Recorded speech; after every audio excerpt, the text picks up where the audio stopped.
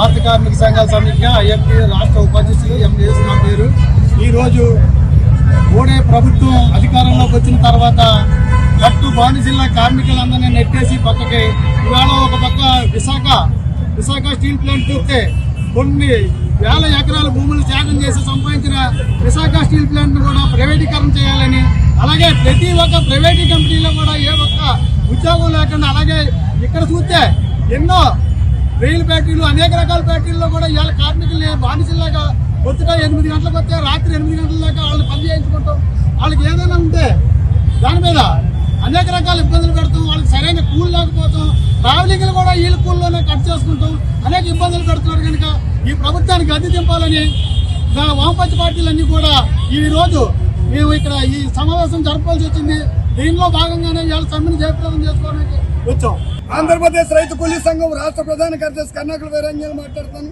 ప్రధానంగా ఇవాళ దేశవ్యాప్తంగా కేంద్ర ప్రభుత్వం అనే నరేంద్ర మోడీ గారి అమిత్ షా తీసుకున్న రైతు వ్యతిరేక, కార్మిక వ్యతిరేక, ప్రజా వ్యతిరేక నిర్ణయాలు. ఎందుకంటే ఇవాళ 40 లేబర్ చట్టాలు ఉండి దాన్ని 4 కోళ్లు చేశారు ఇవాళ కేంద్ర ప్రభుత్వం. ఆ 4 కోళ్లు రద్దు చేసి పాత చట్టాలు ఏదైతే ఉన్నాయో ఆయన అమలు చేయాలని ఢిల్లీ నుంచి గల్లీ దాకా లక్షలాది మంది, కోట్లాది మంది ఇవాళ సమ్మెలో, భారత సమ్మెలో పాల్గొంటున్నారు. ఇవాళ అనేక పార్టీలు ఉన్నాయి. ఇందులో సిఐటి ఉంది, నూట కృషి ఉంది, రైతు కూలీ సంఘం ఉంది, ఎంఎల్ పార్టీ, అన్ని పార్టీలు ఇందులో పార్టిసిపేట్ చేస్తా ఉన్నాయి. ఎందుకంటే ఇవాళ అమెరికా సామ్రాజ్యవాదులకి మన నరేంద్ర మోడీ అమ్ముడైపోయి ఉన్నారు. అమ్ముడైపోయింది సామ్రాజ్యవాదుల ఎత్తుగాలు తప్ప భారతదేశానికి సంబంధించిన విషయంలో ఏ రకమైనటువంటి అవలంబించట్లేదు. మొత్తం రైతు చట్టాలన్నీ రద్దు చేశాడు, కార్మిక చట్టాలన్నీ రద్దు చేశాడు. ఉపాధి హామీ పథకం, మహాత్మా గాంధీ ఉపాధి హామీ పథకం రద్దు చేసి కొత్త పథకాన్ని ప్రవేశపెట్టాడు.